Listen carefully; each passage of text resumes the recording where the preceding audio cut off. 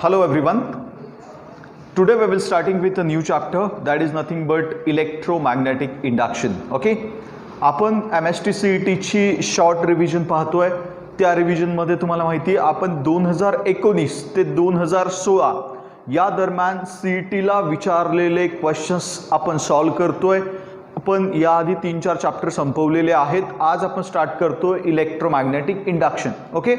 So guys खूप दिवस lecture तुमच्यापर्यंत पोहोचलं नाही बिकॉज तुम्हाला माहिती आहे नारायणगावमध्ये सिच्युएशन फार क्रुशल आहे. इतकी की ऑलमोस्ट 26 दिवस झाले असतील, 25 ते 26 दिवसापासून नारायणगाव बंद आहे. ऑफिस चालू करता येत नाही, त्यामुळे लेक्चर शूट करता येत नाही आहे. बट जसं आम्हाला शक्य होतं आहे, जसं आम्हाला वेळ मिळतोय ऑफिसवर येण्यासाठी, सूट मिळती आहे, त्या सिच्युएशनचा अंदाज घेऊन आज मी ऑफिसला येऊन हे लेक्चर शूट करतोय. ॲज सून ॲज पॉसिबल बाकीच्या सब्जेक्टचे सुद्धा लेक्चर शूट करून तुमच्यापर्यंत आपण देणार आहे. CETची एक्झाम किती लांब जाऊयात, अगदी पार ऑक्टोबरपर्यंत जरी एक्झाम गेली, पोस्टपॉन होतो, तरीसुद्धा जोपर्यंत एक्झाम होत नाही तोपर्यंत तुमचे लेक्चर्सची रिव्हिजन आपण कंटिन्युअसली करत राहणार आहे. त्यानंतर सगळ्यात मोठी अनाउन्समेंट तुमच्यासाठी करतो, स्पेशली CETच्या स्टुडंटसाठी, की आपल्या सक्सेस पॉईंट अकॅडमीच्या ॲपवर आपण मॉक टेस्टची सुविधासुद्धा स्टार्ट केलेली आहे.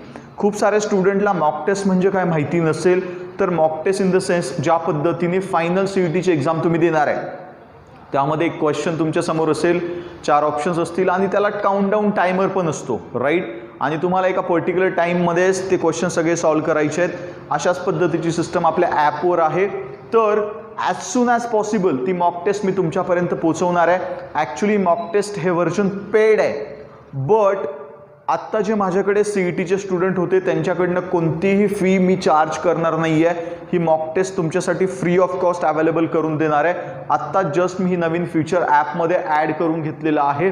जसे आपले हे चॅप्टर सगळे संपतायत, तर प्रत्येक चॅप्टरवर 25 ते 30 क्वेश्चन मी तुम्हाला मॉक टेस्टमध्ये देणार आहे. त्यामध्ये तुम्ही मॉक टेस्ट ऑन केल्यानंतर एक क्वेश्चन तुमच्यासमोर येईल, त्यासाठी एक पर्टिक्युलर टाईम असेल. ॲज्युम करूयात 30 क्वेश्चन सॉल्व करण्यासाठी तुम्हाला 15 मिनटं मिळतील. एक अंदाज धरूयात आपण, ते कॅल्क्युलेट करेल मी एक्झॅक्टली 30 क्वेश्चनसाठी किती टाईम द्यायचा. आपण 15 मिनिट धरूयात.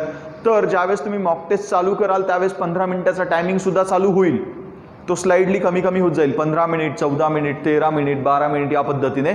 आणि तुम्हाला त्याच पर्टिक्युलर टाईममध्ये सगळे क्वेश्चनसुद्धा सॉल्व करायचे आहेत. आणि एकदा की तुम्ही सगळे क्वेश्चन सॉल्व केले आणि तुमची टेस्ट तुम्ही सबमिट केली, तुमच्या 15 मिनिटाच्या आतमध्येच जर तुमचे सगळे क्वेश्चन सॉल्व झाले असतील, तुम्ही टेस्ट सबमिट करू शकता. आणि जर तुमचे 15 मिनिट संपले आणि तुम्ही सगळे क्वेश्चन सॉल्व करू शकले नाहीत, वेळेअभावी किंवा वेळ कमी पडला, तर तुमची टेस्ट ऑटोमॅटिक सबमिट होईल. आणि सबमिट झाल्यानंतर तुमच्यासमोर तुमचा परफॉर्मन्सचा रिपोर्ट येईल. परफॉर्मन्सचा रिपोर्ट इन द सेन्स की कोणते क्वेश्चन्स तुम्ही बरोबर सॉल्व केले, कोणते चुकीचे सॉल्व केले, आणि या पूर्ण मॉक टेस्टमध्ये तुम्हाला किती मार्क्स मिळालेले आहेत. हा रिपोर्ट तुम्हाला ऑटोमॅटिक जनरेट होईल आपल्या ॲपवर.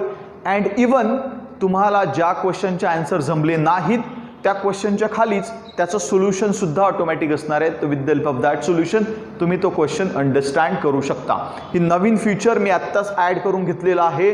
त्याची टेस्टिंग सध्या चालू आहे. साधारणतः जर एवढ्या 4-5 दिवसात, 6 दिवसामध्ये ती टेस्टिंग कंप्लीट होईल. आणि जशी की टेस्टिंग कंप्लीट होणार, ॲज सून ॲज पॉसिबल मी तुम्हाला रोज एक मॉक टेस्ट ॲपवर अवेलेबल करून देणार आहे, free of cost. Okay. So without wasting a time आज आपण स्टार्ट करतोय electromagnetic induction previous year CET questions. Okay. आपण डायरेक्टली जाऊयात 2019 कडे. ओके. 2019 आपल्या लिहायला आपला वेळ जाऊ नये यासाठी मी प्रोजेक्टर लावलेला आहे. होप सो तुम्हाला हे क्लिअर असेल. फार क्लिअर नाही आहे बिकॉज हा जो बोर्ड आहे हा ग्लासवाला बोर्ड आहे, आणि ग्लासवर जे प्रोजेक्शन आपण प्रोजेक्टरचं देतोय त्यामधून थोडं रिफ्लेक्शन येतंय ग्लासवर, त्यामुळे इथे थोडी क्लिअरिटी तुम्हाला ब्लर दिसेल, बट वाचता येईल एवढं तरी क्लिअर नक्कीच आहे. ओके. त्यामुळं जर ॲपवर तुम्हाला क्लिअरिटीचा काही इश्यू होत असेल तर तिथे एक सेटिंगचं बटन आहे ॲपवर, जिथे व्हिडिओ तुमची प्ले होते त्या व्हिडिओच्याच खाली एक सेटिंगचं बटन तुम्हाला दिसेल. त्यावर तुम्ही जर क्लिक केलं तर यूट्यूबसारखं जशी क्वालिटी आपण चेंज करू शकतो, 144, त्यानंतर 720, 576 या पद्धतीने क्वालिटी चेंज करायला ऑप्शन मी ॲपवर तुम्हाला अवेलेबल करून दिला आहे. तर तुम्ही तिथनं क्वालिटीसुद्धा चेंज करू शकता. शक्यतो 720ला किंवा 576ला पाहिलं तर एकदम क्लिअरली तुम्हाला पिक्चर दिसणार आहे. ओके. सो आपण स्टार्ट करूयात. फर्स्ट क्वेश्चन 2019 मधला MTGचं माझ्याकडे बुक आहे, त्या बुकमध्ये प्रिव्हियस इयरचे क्वेश्चन्स आहेत, त्याचे मी एक फोटो घेतलेले आहेत आणि त्या फोटोनुसार मी तुम्हाला आता हे प्रेझेंटेशन बनवून तुमच्या समोर आता आपण ते सॉल्व्ह करूयात. ओके, सो गाईज क्वेश्चन काय पहा. 2 coils have a mutual inductance of 0.01 H म्हणजेच काय तर M तुम्हाला दिलेला आहे 0.01 H. ओके, तुम्ही जर माझं शीट प्रॉपरली सॉल्व्ह केलं असेल तर तुम्हाला माहिती आहे की म्युच्युअल इंडक्टन्स म्हणजे M आहे 0.01 H, त्याची व्हॅल्यू दिली आहे. पुढे त्यांनी म्हटलंय the current in the first coil changes according to the equation I is equal to, equation दिले पहा, I is equal to phi sin of 200 pi t is your equation, right? And next is what? The maximum value of EMF induced in the second coil is. Maximum value म्हणजे Emax विचारलंय तुम्हाला, right ना? त्याची value किती असं त्यांनी म्हटलंय. मग यालाच तुम्ही E0 पण म्हणता का रे? ऑफकोर्स आपण E0 पण म्हणतो, मी खूप वेळा तुम्हाला सांगितलंय, राईट? आणि M ची व्हॅल्यू दिली, I ची व्हॅल्यू दिली, Emax किंवा E0 तुम्हाला विचारलाय. सिंपल ना, आपण फॉर्म्युला यूज करूयात, E is equal to M into di/dt, mod of E is equal to, right ना?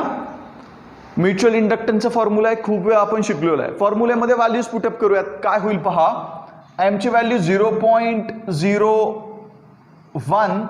M ची व्हॅल्यू ऑलरेडी दिलेली आहे. आता di/dt आपल्याला पाहिजे, राईट? सो इथे मी d/dt ॲज इट इज लिहितो, राहिला फक्त I, राईट ना? I ची व्हॅल्यू इथे दिलेली आहे, ते मी ब्रॅकेटमध्ये लिहितो. सो I ची व्हॅल्यू दिली आहे phi sin of 200 pi t. Clear आहे सगळ्यांना? Okay, so guys is equal to 0.01. d/dt is nothing but आपल्याला या टर्मचा डेरिव्हेटिव्ह घ्यायचा with respect to t, right? मग डेरिव्हेटिव्ह मध्ये पहा काय बनेल, हा 5 कॉन्स्टंट आहे, ॲज इट इज राहील. ओके, इकडे हा जो ओमेगा आहे, हा ओमेगा बाहेर येईल म्हणजे 200 पाय बाहेर आला, राईट ना? इंटू आता याचा डेरिव्हेटिव्ह किती बनेल, साइन ओमेगा टीचा डेरिव्हेटिव्ह कॉस ओमेगा टी असतो, म्हणजेच it should B cos of 200 pi T. Clear? Derivative घेतलं मी फक्त, दॅट्स इट. तुम्हाला डेरिव्हेटिव्ह येत असेल तर एकदम हा पॉईंट तुमच्या समोर क्लिअर होईल. ओके, आता हा 0.01 ॲज इट इज, हा phi इंटू 200. क्लिअर ना? काय म्हणतोय पहा मी, phi इंटू 200 याचं तुम्ही प्रॉपरली मल्टिप्लिकेशन करा, आणि मल्टिप्लिकेशन केल्यानंतर तुम्हाला जे इक्वेशन मिळेल ते इक्वेशन आता मी डायरेक्ट लिहितो. ओके, हे सगळं कॅल्क्युलेशन करणं तुम्हाला शक्य आहे. जे काही इक्वेशन मिळेल ते असेल 10 पाय कॉस ऑफ 200 पाय टी, बरोबर ना? अरे हा 200 इंटू 5 हा जर केला आपण तर हा 1000 बनला, 1000 इंटू 0.01 बनला तर हा 10 बनेल ना, 10 पाय. ओके, आणि हा cos 200 pi t as it is, right? मग आता हे इक्वेशन मिळालं तुम्हाला E संदर्भात, बरोबर? आता या इक्वेशनला आपण जनरल इक्वेशन बरोबर कम्पेअर करूयात. जनरल इक्वेशन कोणतं आहे तर E is equal to E0 cos of omega t आहे, बरोबर? मग जरा आपण या दोन इक्वेशनला कम्पेअर करू. E0 ची व्हॅल्यू पाहूयात. E0 ची व्हॅल्यू काय बनेल, ऑफकोर्स E0 ची व्हॅल्यू बनेल 10 पाय, राईट? आणि 10 पाय आपला ऑप्शन आहे का अवेलेबल? ऑफकोर्स आहे, पहा. सो 10 पाय वोल्ट हे तुमचं परफेक्ट आन्सर असलं पाहिजे. किती सिंपल क्वेश्चन आहे बाळांनो, एकदम सिंपल क्वेश्चन सीईटीला असतात रे. तुम्ही जर जेन्युइन प्रॅक्टिस केली असेल ना, हे सगळं सिंपल आहे तुमच्यासाठी. ट्रस्ट मी, 90+ तुम्ही इझी घेऊ शकता. ओके, याला रफ करतो मी. आता थोडं पुढे जाऊयात.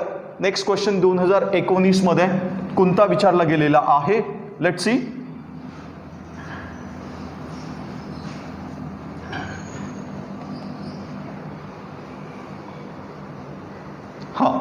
हा वाला एक क्वेश्चन आहे.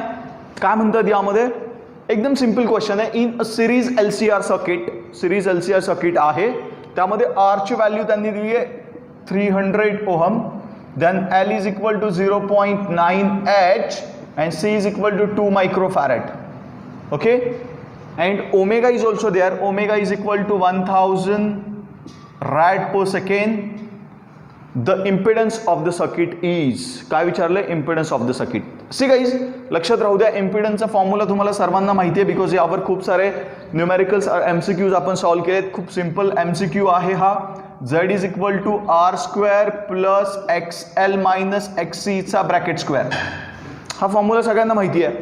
R तर गिवन आहे, फक्त एक्सेल आणि एक्सी कॅल्क्युलेट करावा लागेल आपल्याला, राईट ना, एक्सेल आणि एक्सी. मग पहा आपण एक्सेल कॅल्क्युलेट करूयात. एक्सेलचा फॉर्म्युला 2πfl असतो, यालाच तुम्ही ओमेगा एल लिहू शकता, राईट ना. 2πfl, 2πf म्हणजे ओमेगा असतो, right. So omega L, so XL is equal to ओमेगाची व्हॅल्यू 1000 ऑलरेडी गिवन आहे इंटू एलची व्हॅल्यू 0.9 आहे. सो एक्सएल काय बनला तुमचा, ऑफकोर्स हा जर मल्टिप्लाय केला आपण तर यामध्ये 900 बनून जाईल. Okay, ohm. क्लिअर आहे सगळ्यांना? ओके. त्यानंतर एक्सी पाहूयात. एक्सीचा फॉर्म्युला 1/ओमेगा सी असतो. सो 1/ओमेगा C is nothing but 1000 into C किती आहे रे, तर सी आपल्याला गिवन आहे 2 मायक्रोफॅरेड म्हणजे 2 × 10⁻⁶. मायक्रो म्हणजे 10⁻⁶, राईट ना. मग यामध्येच पुढे जर गेलो आपण तर आपल्याला असं लक्षात येईल 1/1000 म्हणजे 10⁻³ इंटू 2 × 10⁻⁶. किती बनला रे, 1/ हा 10⁻+3 आणि 10⁻⁻6 10⁻³ बनला इंटू 2 बनला, राईट ना. मग इज इक्वल टू हा 10⁻+3 वरती गेला म्हणजे 1000 बनला, अपॉन 2 बनला म्हणजे हा 500 बनला. पहा एकदम सिंपल कॅल्क्युलेशन मी सांगतोय तुम्हाला बाळांनो, राईट ना. सो इकडे एक्सीची व्हॅल्यू 500 बनली. मग व्हॅल्यूज पुटअप करत पहा. झेड इज इक्वल टू काय बनेल, √r² म्हणजे 300चा स्क्वेअर, राईट ना, प्लस एक्सेलची व्हॅल्यू आपण कॅल्क्युलेट केली 900 मायनस एक्सीची व्हॅल्यू कॅल्क्युलेट केली 500, राईट, त्याचा bracket square. So Z is equal to √, हा किती बनेल, हा बनेल 9000, राईट ना, प्लस हा किती बनेल रे इथे ब्रॅकेटमध्ये 900 मायनस 500 इट शुड बी 400चा स्क्वेअर. डायरेक्ट लिहितो मी आता याला. 400चा स्क्वेअर किती बनला पाहिजे, 16000 बनला पाहिजे ऑफकोर्स.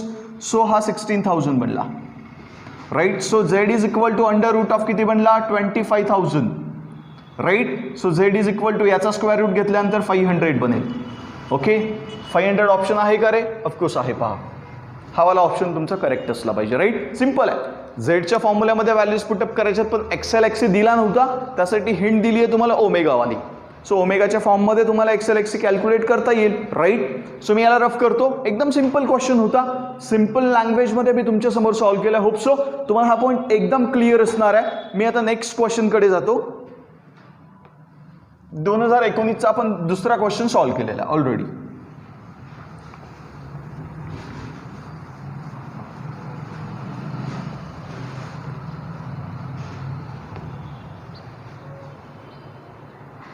हां, नेक्स्ट क्वेश्चन आहे. नेक्स्ट क्वेश्चनमध्ये an alternating voltage is given by E is equal to 100 sin omega t plus pi by 6 volt, then voltage will be maximum for the first time when t is equal to periodic time. Okay, see guys, maximum voltage किती असणार आहे, voltage will be maximum असं त्यांनी विचारलंय आणि तुम्हाला hint दिली आहे E is equal to किती दिलंय 100 sin of omega t plus pi by 6. मग तुम्ही मला सांगा मॅक्झिमम कधी असणार, मॅक्झिमम त्याच वेळेस असणार ज्या वेळेस हा sine of omega t plus pi by 6 is equal to 1 असेल, राईट ना. आपण खूप वेळा पाहिलं ही टर्म 1 पाहिजे त्याच वेळेस व्होल्टेज मॅक्झिमम असणार, राईट ना. कारण E is equal to E max कधी असेल रे, ज्या वेळेस ही ई मॅक्सची टर्म आहे ना ई नॉट, म्हणजे ही टर्म आपल्याला नको आहे. Are you getting my point. पहा इकडून उभा राहतो मी, थोडं व्यवस्थित कळेल तुम्हाला. E is equal to E max पाहिजे. ई मॅक्स म्हणजे ही वाली टर्म आहे ना, म्हणजे E is equal to E max असण्यासाठी ही टर्म अजिबातही नको आहे आपल्याला. मग ही नको असण्यासाठी किती पाहिजे, ती 1 पाहिजे. तर ही कॅन्सल होईल, ही पूर्ण कॅन्सल झाली आणि E is equal to E max म्हणजे 100 राहिलं, राईट. मग पहा आता, मग ही 1 आहे, 1 पाहिजे, राईट. मग 1 कधी असते रे, तर 1 त्याच वेळेस असणार ज्यावेळेस sine of omega t plus pi by 6 is equal to sine of pi by 2. तुम्हाला सर काय लिहिलं एक्झॅक्टली, अरे 1 ची व्हॅल्यू कधी असते, साइन ऑफ पाय बाय 2 म्हणजे 1 आला ना, राईट. मग सो मी त्याला त्या फॉर्ममध्ये लिहिलं, साइन पाय बाय 2 1च्या फॉर्ममध्ये लिहिलं, राईट. मग हा साइन आणि हा साइन मी कॅन्सल करतो बाळांनो, राहिलं काय omega t plus pi by 6 is equal to pi by 2, right. That's why omega t is equal to pi by 2 minus pi by 6, that's it. So omega t is equal to pi by 3, right ना. अरे हे solve करता येईल ना तुम्हाला, pi by 2 minus pi by 6 solve करा. π/3 मिळेल. म्हणजेच इथे तुम्ही असं लिहू शकता t is equal to π/3 into omega. बरोबर ना, ओमेगा इकडे मल्टिप्लाय इकडे डिवाइड केला. ओके, आता ओमेगाचा फॉर्म्युला काय रे? ओमेगाचा फॉर्म्युला असतो 2π/t. काय म्हटलं इथे? The voltage will be maximum for first time when t is equal to periodic time. Periodic टाइमचा फॉर्म्युला ओमेगासाठी 2π/t असतो ना, complete cycle 2π/t, right. So आपण पुटअप करूयात. ओमेगाचा फॉर्म्युला काय बनेल? t is equal to π/3 as it is. ओमेगाच्या ऐवजी 2π/t पुट करूयात. 2π डिनॉमिनेटर राहील, t वरती जाईल, right. So t is equal to πt/6π. So π get cancel. So t is equal to t/6. आहे का आन्सर रे? t/6. येस. हे पहा, हे वाला आन्सर एकदम करेक्ट आहे. किती सिंपल क्वेश्चन आहे. फक्त त्यांनी दिलंय काय आणि एक्सपेक्टेड काय हे तुम्हाला कळालं पाहिजे. मी पहिल्या दिवसापासून तुम्हाला सांगतोय फिजिक्समध्ये, राईट. त्यांनी हे दिलंय, त्यांना एक्सपेक्टेड टाइम आहे. सो टाइम मी कॅल्क्युलेट केला, राईट. एकदम सिंपल लँग्वेजमध्ये. ओके, होपसो तुम्हाला क्लिअर असेल. याला रफ करूयात, थोडं पुढे जाऊयात आपण. क्वेश्चन खूप इझी असतात. तसं पाहिलं गेलं तर स्टुडंटला इलेक्ट्रोमॅग्नेटिक इंडक्शन चॅप्टर हा थोडा जरा टफ वाटतो, कारण फॉर्म्युलेज खूप आहेत, राईट. बट काही टफ नाही आहे. आणि हे सगळं झाल्यानंतर ज्यावेळेस आपली सगळी रिव्हिजन होईल ना मेन चॅप्टरची, त्यानंतर आपण मॉक टेस्ट तर तुम्हाला मी देणारच आहे. बट इम्पॉर्टंट कोणत्या चॅप्टरचं वेटेज जास्त आहे त्या चॅप्टरवर अजून आपण परत एकदा फोकस करूयात. मी अजून तुम्हाला तो सिक्वेन्स दिलेला नाही आहे. इव्हन सगळ्या स्टाफला सुद्धा मी सांगणार आहे. जसं आता बिकॉज प्रॉब्लेम इज वॉट की ST बसेस सगळं बंद आहे, त्यामुळे काही स्टाफला इथपर्यंत लेक्चर शूट करायला येत नाही आहे. आणि आपण ॲप बनवल्यामुळे आपण प्रोफेशनल व्हिडिओ शूट करतोय. ओके, घरामधनं नोटबुकवर व्हिडिओ शूट करणं आणि ॲपला देणं काही योग्य वाटत नाही. ॲपमध्ये व्हिडिओ प्रोफेशनल पाहिजे. त्यामुळे स्टाफ मेंबर आपल्या क्लासरूमवर जर आला तर क्लासमध्ये आपण व्यवस्थित आपल्या बोर्डवर प्रॉपर कॅमेरा वगैरे लावून शूट करतो, त्यामुळे प्रोफेशनल व्हिडिओ बनतात. त्यामुळे ST बस बंद असल्यामुळे काही स्टाफला इथपर्यंत येत नाही, हा इश्यू आहे. ॲज सून ॲज पॉसिबल त्यावर काहीतरी सोल्युशन निघेल आणि आपण तुमच्यापर्यंत सगळ्याच व्हिडिओ मी ॲट एनी हाव कंडिशन पोहोचवणार आहे. भले किती आमचे लेक्चर्स रिपीट होऊ द्यात. ओके, त्यामुळं काही काळजी करू नका, सगळे व्यवस्थित अभ्यास करा. CETला तुम्हाला नक्कीच खूप चांगला स्कोर येईल. हा क्वेश्चन आपण सॉल्व्ह केला आहे.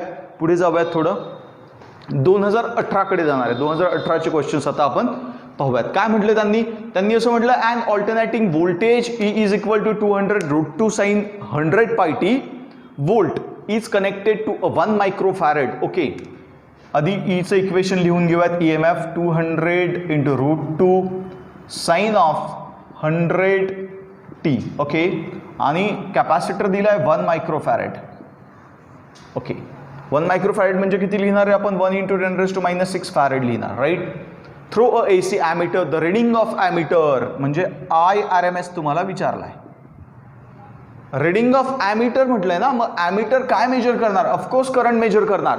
मग तो करंट कोणता असणार? IRMS असणार, विसरायचं नाही, राईट. मग IRMSचा फॉर्म्युला काय रे? तर IRMS is nothing but VRMS upon पहा, सगळेजण मुलं यामध्ये कन्फ्यूज होऊ शकतात. हा जनरल फॉर्म्युला काय असतो? I is equal to V/R असतो अकॉर्डिंग टू ओम्स लॉ.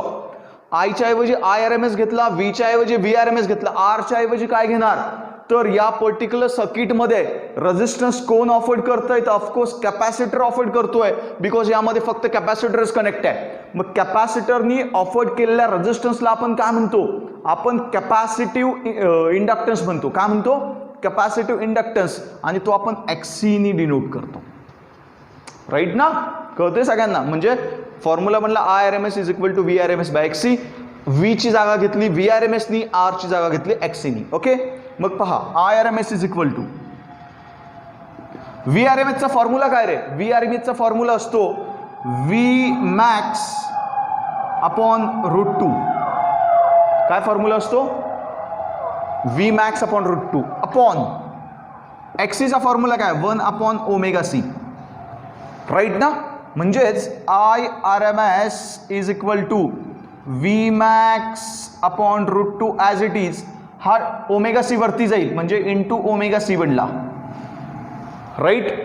मग आता पहा पुढे काय लिहितोय मी व्यवस्थित. IRMS इज इक्वल टू आता Vmax. मग या इक्वेशन बरोबर आपण जर व्यवस्थित पाहिलं तर Vmax कोणती टर्म आहे? ऑफकोर्स 200 × √2 ही टर्म आहे, राईट ना. E is equal to E naught म्हणजेच व्ही मॅक्स, राईट. सो इथे लिहिणार मी 200 इंटू √2 बरोबर. त्यानंतर ओमेगा, मग या इक्वेशनला जर तुम्ही कम्पेअर केलं तर ओमेगा म्हणजे 100 बनेल, राईट ना. ओमेगा टी म्हणजे 100. सो इंटू 100 म्हणला. अपॉन किती, सी पण आहे पुढे, सॉरी ओमेगाची व्हॅल्यू लिहिली, सी ची व्हॅल्यू नाही लिहिली आपण. ओमेगा लिहिला सी, सी ची व्हॅल्यू किती आहे 1 इंटू 10⁻⁻6 आहे. So it should be 1 into 10⁻⁻6 upon √2, right ना. हा upon √2 as it is. So हा वाला √2 कॅन्सल झाला. So IRMS will become 200 into 100 into 10⁻⁻6, right? So it will become IRMS is equal to 20,000 into 10⁻⁻6 ampere. यालाच convert करूयात आपण, because IRMS आपल्याला जे आन्सर दिलेत ते सगळे मिलीमध्ये आहेत ना. मिलीमध्ये कन्वर्ट करूयात. मिली म्हणजे किती रे, 10⁻3.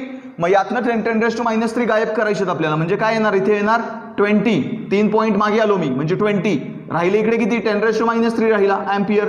म्हणजेच IRMS is equal to 20 milliampere. Answer शोधूया जरा. 20 मिली एम्पियर दिसतंय का, हा हे पहा 20 मिली एम्पियर करेक्ट आन्सर आहे, राईट. एकदम सिंपल क्वेश्चन, सिंपल फॉर्ममध्ये मी सॉल्व्ह केला आहे. ज्यांनी आत्तापर्यंत अभ्यास केलेला आहे त्यांनाच हे कळणार आहे. ज्यांनी लॉकडाऊनमध्ये एकदम उन्हाळक्या मारल्यात, अजिबातही अभ्यास केलेला नाहीये, कधी पुस्तक उचकलं नाही, कधी माझ्या नोट्स उचकल्या नाही, त्यांना अजिबात काही कळणार नाही बांधू. पण ज्यांनी केलं आहे त्यांच्यासाठी एकदम इझी आहे. होपसो तुम्हाला क्लिअर असेल. मी याला रफ करतो. थोडं अजून पुढे जाऊयात आपण. 2018चा पहिला क्वेश्चन आपण पाहिला आहे. 2018 मध्ये सेकंडवाला क्वेश्चन या पर्टिक्युलर चॅप्टरवर कोणता विचारला गेलेला आहे तो आपण जरा चेकआउट करूयात.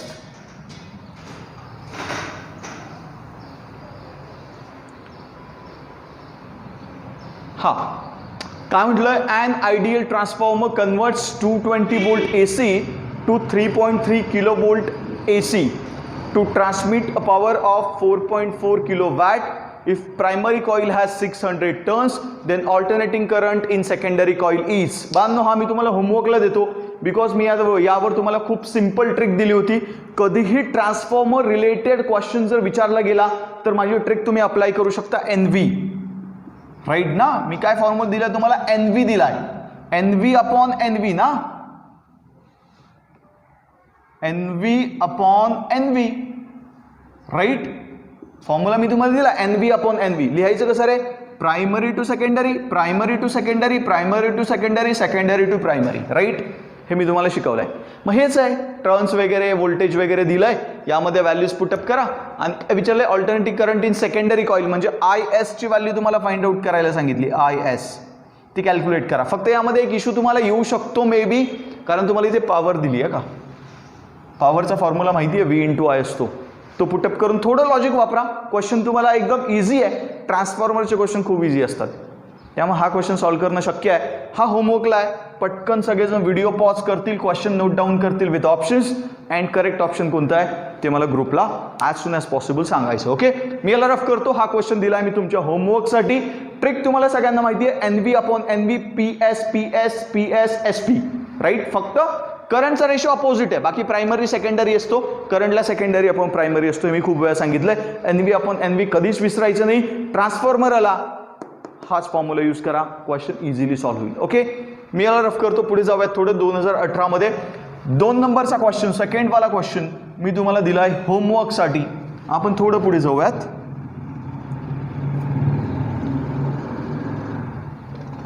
ओके, आता आहे 2017चे क्वेश्चन्स. ओके, 2018 मध्ये 2च क्वेश्चन होते. दॅट मीन्स काय विचारलंय, असं म्हटलंय 2 coils P and Q, 2 coil आहेत P and Q are kept near each other. एकमेकांच्या समोर त्या 2 कॉइल्स ठेवलेल्या आहेत. When no current flows through the coil P, म्हणजे फर्स्ट वाल्या कॉइलमध्ये कोणताच करंट फ्लो होत नाही. And current increases in coil Q at the rate of 10 ampere per second. पहा, इथे स्टुडंट कन्फ्यूज होतात, पण कन्फ्यूज व्हायचं नाही. इथे रेट काय दिलाय, 10 एम्पियर पर सेकंड दिलाय. युनिट पहा, एम्पियर पर सेकंड, म्हणजे हे काय असलं पाहिजे, हे ऑफकोर्स असलं पाहिजे DI/dt. किंवा सर कसं काय, तर DI मध्ये वरती करंट आहे म्हणजे त्याचं युनिट एम्पियर, DT मध्ये डिनॉमिनेटरला टाइम आहे त्याचं युनिट सेकंड, राईट. विसरायचं नाही, कन्फ्यूज नाही व्हायचं.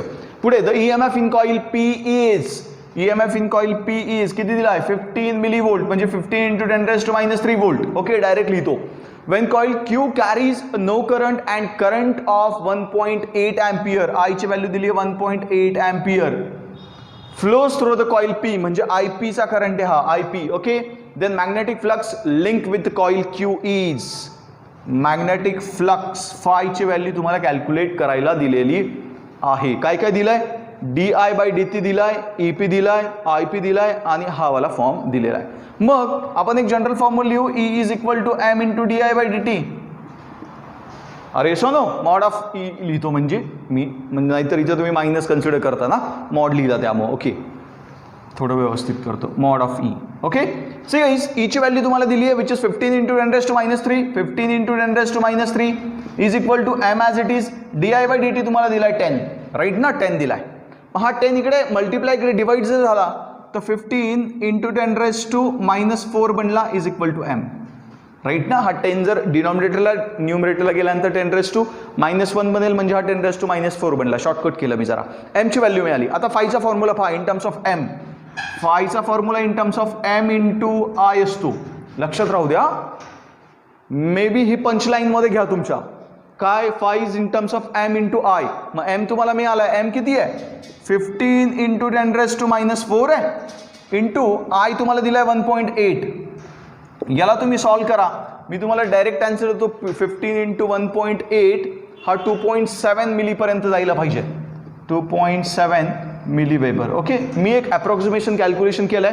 15 into 1.8 जर केलं तर 15 into 2 30 होतात ना मोस्टली, राईट. पण हा 1.8 आहे त्यामुळे तो 2.7 पर्यंत जाईल असा एक माझा अंदाज आहे. पण 2.7च असलं पाहिजे. ओके, तुम्ही ते कॅल्क्युलेशन करा. कॅल्क्युलेशन करणं तुम्हाला शक्य आहे. मी तुम्हाला आन्सर दिलंय पण माझ्यामध्ये ते आन्सर करेक्ट असलं पाहिजे. ओके, ठीक आहे. हा क्वेश्चन पण तुम्हाला क्लिअर असेल.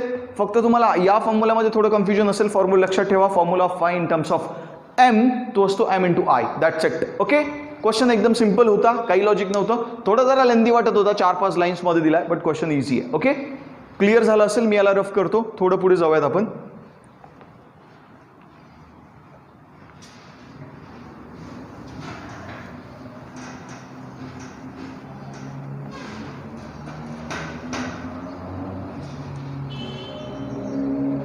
हा, नेक्स्ट क्वेश्चन काय पाहूयात आपण. The magnetic flux near the axis and inside the air core solenoid, related to solenoid question आहे. लेंथ दिली आहे सॉल्नाइटची, किती आहे 60 centimetre. Okay, carrying a current I is 1.57 into 10 raised to minus 6 weber. Okay, पहा कन्फ्युजन कुठे आहे आता. इथे काय लिहिलंय, carrying a current I, carrying a current I लिहिलंय पण युनिट काय वेबर आहे. त्यामुळे हे फायची व्हॅल्यू दिली आहे तुम्हाला, किती 1.57 into 10 raised to minus 6. Confuse व्हायचं नाही हा, नाही तर इथे I लिहाल तुम्ही. It's magnetic moment will be म्हणजे M ची व्हॅल्यू तुम्हाला विचारलेली आहे.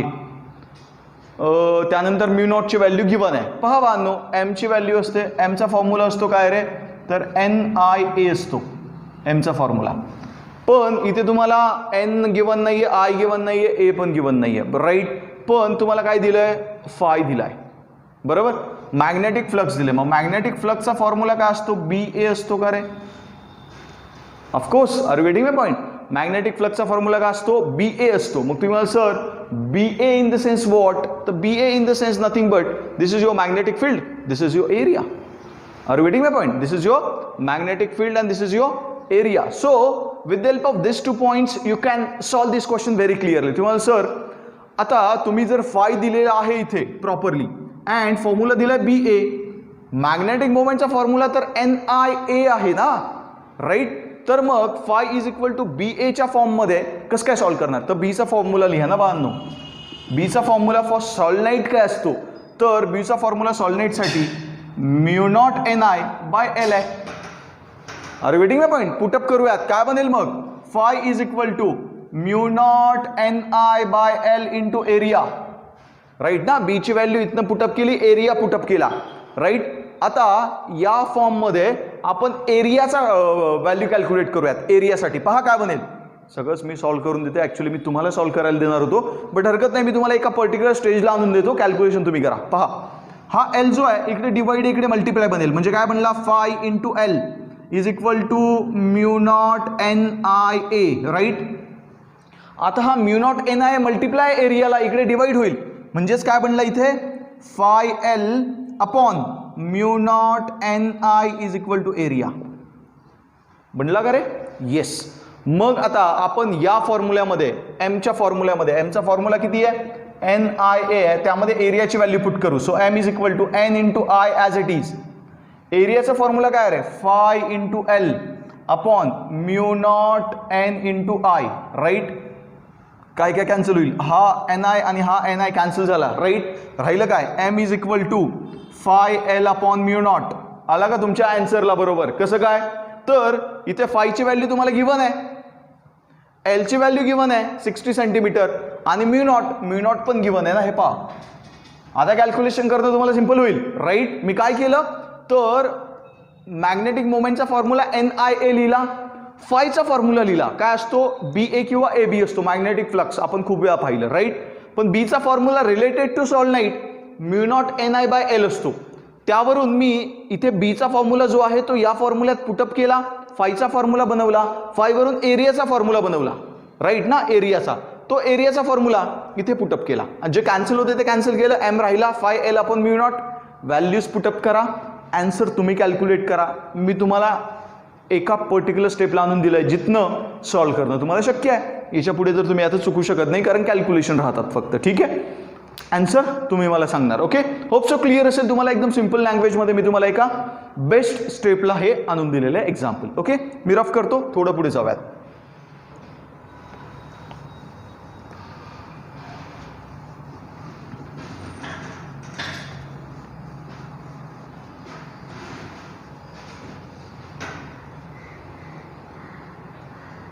दोन 2016 कडे जातोय. 2016ला कोणते कोणते क्वेश्चन्स विचारले गेलेले आहेत पाहूयात. पहा काय म्हणतायत, alternating current of peak value. Peak value म्हणजे कोणती रे, आय मॅक्स किंवा आय नॉट तुम्ही त्याला म्हणू शकता, 2/π दिले, ओके. त्यानंतर ampere flows through the primary coil of the transformer, okay. Primary coil of the transformer तो फ्लो होतोय.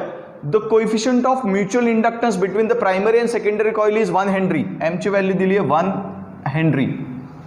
The peak EMF induce in secondary coil, peak EMF E मॅक्सची value तुम्हाला विचारलेली आहे, राईट ना. मग बांधनो आता हे तुम्ही सॉल्व्ह करणार, कारण तुम्हाला माहिती आहे ईचा फॉर्म्युला असतो एम इंटू DI/dt ना. आर वेटिंग मी पॉईंट. हा सेम क्वेश्चन आपण सॉल्व्ह केलाय, व्हॅल्यूज वेगळ्या आहेत. मग पहा इथे तुम्हाला एमची व्हॅल्यू आहे ऑलरेडी पुटअप करायची, d/dt ॲज इट इज, आणि आयच्या फॉर्ममध्ये काय लिहिणार तुम्ही 2π पुढे साइन ओमेगा टी लिहिणार, राईट ना.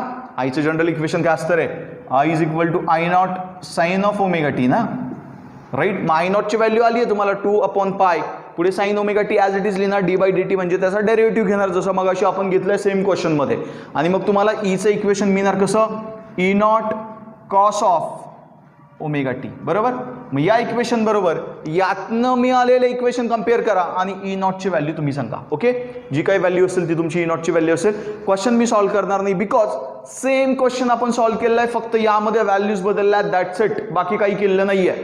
हा सुद्धा क्वेश्चन तुम्हीच सॉल्व्ह करणार आहे आणि करण्यासारखं आहे म्हणून तुम्हाला सॉल्व्ह करायला दिलाय. जर यामध्ये नवीन काही आलं असतं तर तो मी नक्कीच सॉल्व्ह केला असता, राईट. बट सेम क्वेश्चन आपण ऑलरेडी सॉल्व्ह केलाय, त्यामुळं परत तोच क्वेश्चन सॉल्व्ह करण्यात मला काहीच तथ्य वाटत नाही, बिकॉज आपण पहिल्यांदा 2x3 सॉल्व्ह केले आणि परत क्वेश्चन जर 3x2चा येत असेल तर तो सॉल्व्ह करण्यात काही अर्थ नाही, तो तुम्हाला आलाच पाहिजे, राईट. थोडं पुढे जाऊयात आपण. हां काय म्हटलंय, LC parallel resonant circuit has a very high impedance, has a very high current, act as a resistance of very low value and D option दिला हॅज 0 इम्पिडन्स. लक्षात ठेवा कोणतं सर्किट आहे, LC पॅरलल. LC पॅरलल साठी तुमचा graph असा असतो, इथे करंट असतो ना तुमचा, ग्राफ असा असतो, राईट. म्हणजे हा म्हणजे काय, तर LC पॅरलल साठी करंट खूप लो असणार, बरोबर ना. करंट लो म्हणजे रेजिस्टन्स काय रे, तर हाय. कोणी सांगितलंय, ऑफकोर्स ओहम्सनी सांगितलं ना आपलं आय आणि आर इन्व्हर्सली प्रपोर्शनल. मग हा असा जर ग्राफ आहे तर LC पॅरललला करंट लो असतो, हे ग्राफवरून कळतंय. करंट जो आहे तो लो आहे, राईट ना. मग रेजिस्टन्स हाय, रेजिस्टन्सलाच आपण LCR सर्किटमध्ये किंवा LC सर्किटमध्ये किंवा इलेक्ट्रोमॅग्नेटिक इंडक्शनमध्ये इम्पेडन्स म्हणतो. मग R हाय म्हणजे इम्पेडन्स पण हाय, म्हणजे has a very high impedance. हे ऑप्शन तुमचं करेक्ट असलं पाहिजे. किती थेरी क्वेश्चन आहे, एकदम सिंपल क्वेश्चन आहे. ओके, पण यासाठी तुमच्या कॉन्सेप्ट क्लिअर पाहिजेत. हा बांधव, नाही तर क्वेश्चन थेरी आहे, कॉन्सेप्ट क्लिअर नसतील तर हे क्वेश्चन तुम्हाला सॉल्व्ह करता अजिबात येणार नाही. लक्षात ठेवा, LC पॅरलसाठी करंट लो, रेजिस्टन्स हाय म्हणजेच इम्पेडन्स हाय असतो. ठीक आहे, रफ करतो याला मी. थोडं पुढे जाऊयात अजून आपण.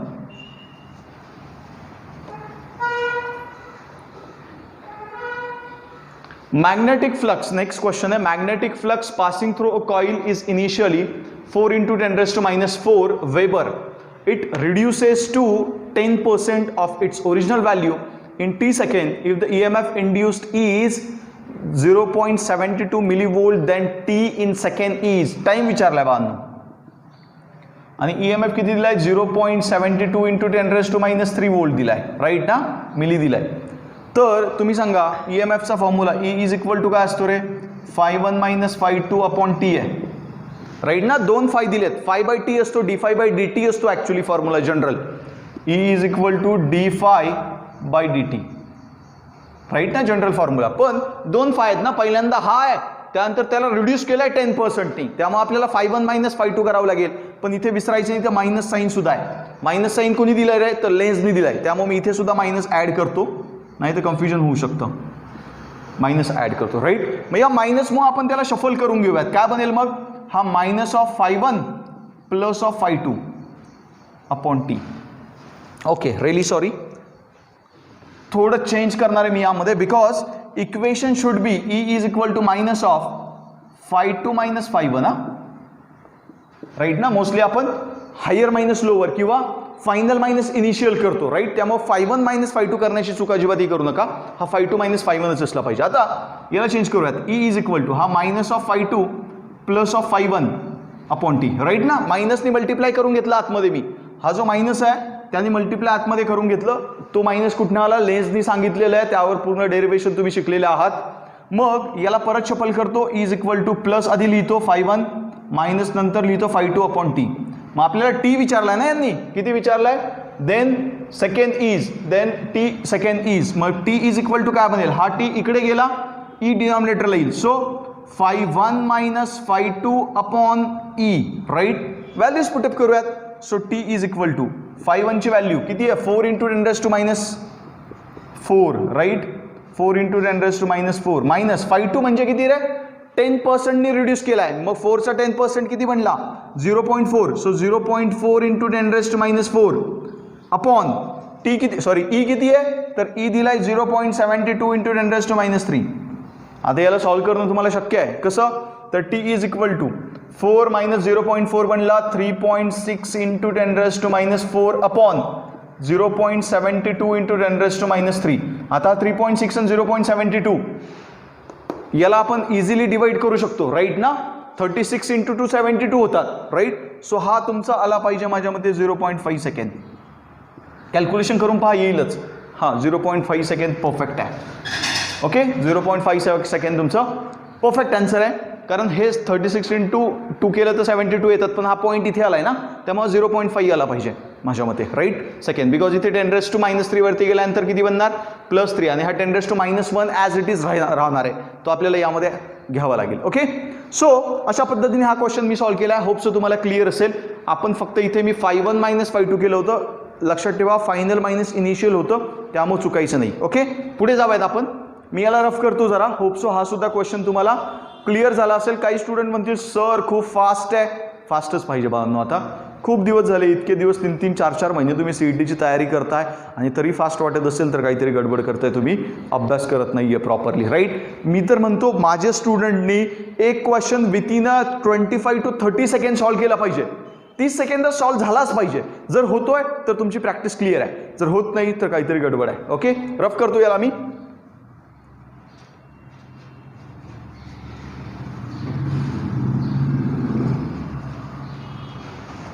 थोडं पुढे जाऊयात आपण. Next question. ओके, हां, माझ्यामध्ये एवढे स्लाईड आहेत म्हणजे क्वेश्चन तुमचे संपलेत. 2016 पर्यंत सगळे क्वेश्चन्स आपण प्रॉपरली पाहिले, 10-12 क्वेश्चन्स होते माझ्या मते, त्या पद्धतीने आपण सगळे क्वेश्चन सॉल्व्ह केलेले आहेत. होप सो तुम्हाला हे सगळं क्लिअर असेल. जर तुम्हाला क्लिअर होत नसेल तर ही व्हिडिओ तुम्ही रिपीट पहा, पण व्यवस्थित अभ्यास करा. मी सांगितल्या पद्धतीने as soon as possible mock टेस्टचं टेस्टिंग चालू आहे. ॲज सून ॲज पॉसिबल मी तुम्हाला ते मॉक टेस्ट अवेलेबल करून देणार आहे. त्यामुळे तुम्हाला एक फील येणार आहे की आपण फायनल CETची एक्झाम देतो आहे त्या पद्धतीचा. ओके, त्यामुळे सगळेजण व्यवस्थित अभ्यास करा. आणि इम्पॉर्टंट इज वॉट की तुमच्यासाठी ते फ्री ऑफ कॉस्ट आहे, कारण नवीन फीचर ॲड करून घेतले, ते पेड व्हर्जनमध्ये आहे, पण मी तुमच्यासाठी ते फ्री ऑफ कॉस्ट करून देणार आहे. त्यामुळे सगळेजण व्यवस्थित अभ्यास करतील. एक्झाम कितीही लांबू द्या तोपर्यंत तुमची रिव्हिजन घ्यायची आमची तयारी आहे. फक्त लॉकडाऊनमुळे थोडं सिच्युएशन स्टाफला यायला गडबड होती आहे. ॲज सून ॲज पॉसिबल त्यावर काहीतरी सोल्युशन काढून सगळ्या स्टाफचे लेक्चर्स मी तुमच्यासाठी चालू करणार आहे. इम्पॉर्टंट जे कोणते चॅप्टर्स आहेत त्या सगळ्या चॅप्टरची रिव्हिजन आपण प्रॉपरली घेणार, सगळ्या सब्जेक्टची.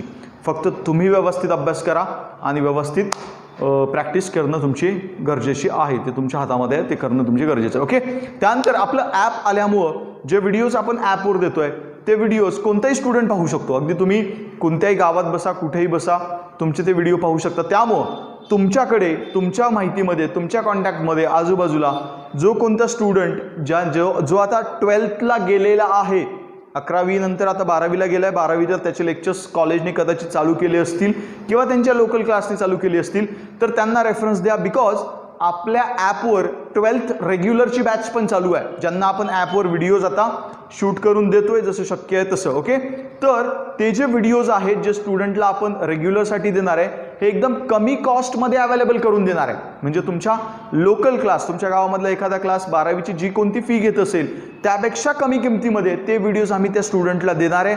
इवन त्या स्टुडंटला प्रॉपर व्हिडिओज असणार आहे, त्यातून तुमचे सगळे डाऊट क्लिअर होणार, कोणताही डाऊट राहणार नाही. आणि जरी डाऊट राहिला तरी सुद्धा with the help of call, with the help of live session आम्ही ते डाऊट क्लिअर करणार आहे, अशी आमची सिस्टम आहे.